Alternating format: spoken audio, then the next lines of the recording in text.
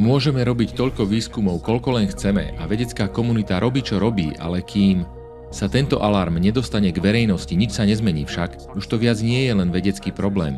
Veda jasne ukázala, čo chcela ukázať. Možno bude v najbližších rokoch 10 ďalších štúdií. A čo potom? Kým sa nezmeníme a táto zmena musí byť založená na verejnej mienke.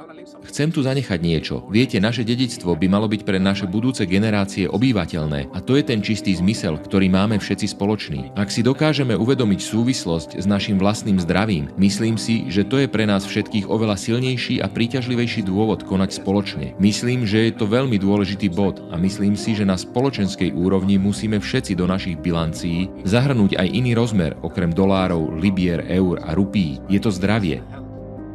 Dopad na zdravie a myslím si, že to musí byť súčasťou bilancie, pretože na čo zarábame peniaze, ak nedokážeme prežiť alebo mať dobrú kvalitu života. Potom je pre nás a pre budúce generácie všetko ostatné bezcenné.